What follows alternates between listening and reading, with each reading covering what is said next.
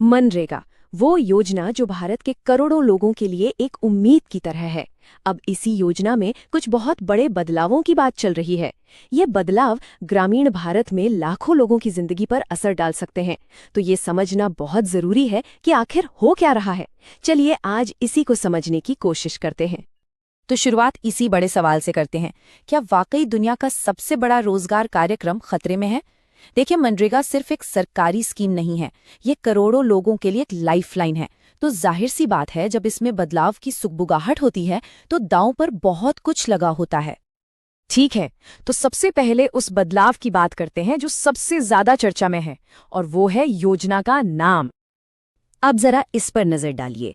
पुराना नाम था महात्मा गांधी राष्ट्रीय ग्रामीण रोजगार गारंटी अधिनियम, जिसे हम सब मनरेगा कहते हैं। और अब जो नया नाम सुझाया जा रहा है वो है विकसित भारत राष्ट्रीय गारंटी फॉर रोजगार एंड आजीविका मिशन, यानी वीबी ग्रामीण। यहाँ दो बातें बिल्कुल साफ हैं। एक, महात्मा गांधी का नाम हटाया जा रहा है, और दूसरा, विकसित भारत और आजीविका जैसे नए शब्द जोड़े जा रहे हैं। लेकिन कुछ जानकारों का मानना है कि ये सिर्फ नाम बदलने की बात नहीं है।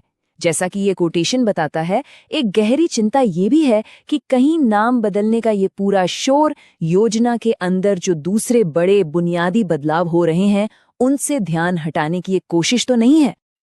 चलिए अब नाम से आगे बढ़ते हैं और देखते हैं कि कहानी आगे कैसे बढ़ती है। क्योंकि बदलाव सिर्फ नाम तक ही नहीं है, काम देने की जो गारंटी है उसके नियमों में भी एक बड़ा फेरबदल होने जा रहा है। तो सबसे बड़ा बदलाव ये है, एक नया नियम आ रहा है जिसके मुताबिक खेती के सबसे व्यस्त मौसम में, मतलब पीक सीजन के दौरान 60 दिनों के लिए मनरेगा के तहत कोई काम नहीं मिलेगा। अब इस पर दो अलग अलग राय हैं।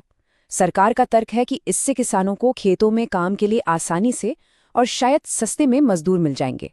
लेकिन जो लोग इसकी आलोचना कर रहे हैं उन्हें डर है कि इससे मजदूरों की मोल भाव करने की ताकत ही खत्म हो जाएगी। जब उनके पास मनरेगा का कोई दूसरा ऑप्शन नहीं होगा तो उन्हें शायद कम मजदूरी पर भी काम करना पड़े। इस बदलाव की आलोचना इतनी ज्यादा हो रही है कि कुछ लोग इसे काम की गारंटी के बजाय काम नहीं देने की गारंटी तक कह रहे हैं। ये अपने आप में एक बहुत ही पावरफुल स्टेटमेंट है जो इस बदलाव के असर को दिखाता है। और अगर काम के दिनों की बात करें तो जहां एक संसदीय समिति ने साल में 150 दिन की गारंटी देने की सलाह दी थी, वहीं नए प्रस्ताव में इसे 125 दिनों तक ही रखा जा रहा है। अब बात करते हैं पैसे की। इस योजना को फंड करने के तरीके में भी एक बहुत बड़ा बदलाव किया जा रहा है जो केंद्र और राज्यों के बीच के पूरे समीकरण को बदल सकता है। इस टेबल को जरा ध्यान से देखिए, ये बहुत कुछ साफ कर देती है। पहले क्या था, 100 दिनों के काम के लिए 90% खर्चा केंद्र सरकार देती थी और राज्यों को सिर्फ 10% देना होता था। पर अब 125 दिनों के काम के लिए केंद्र सिर्फ 60% देगा और राज्यों का हिस्सा बढ़कर सीधा 40% हो जाएगा। ये एक बहुत बहुत बड़ा बदलाव है। और ये बार चार्ट तो और भी साफ दिखा रहा है कि राज्यों पर पैसों का बोझ कितना ज्यादा बढ़ने वाला है। उनका हिस्सा 10% से सीधे 40% हो जाएगा, यानी कि 4 गुना ज्यादा। ये कोई छोटा मोटा उछाल नहीं है। तो इसका नतीजा क्या हो सकता है? पहली बात, राज्यों पर आर्थिक दबाव बहुत ज्यादा बढ़ जाएगा।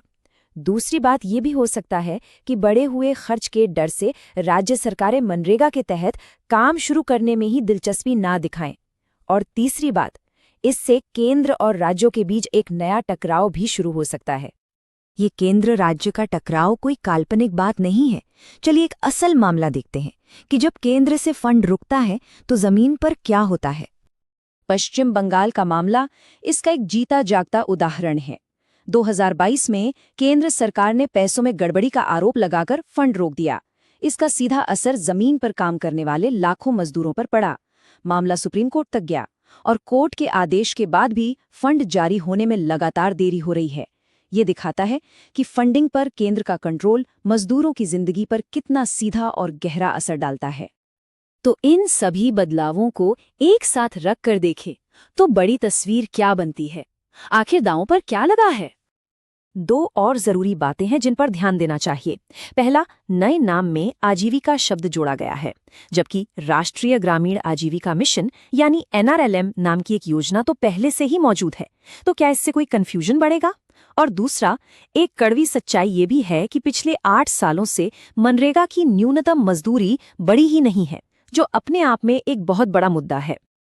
और अंत में हम इस एक सवाल के साथ इस चर्चा को खत्म करते हैं।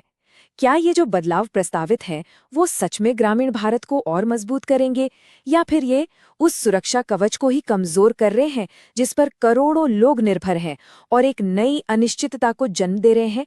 ये एक सोचने वाली बात है।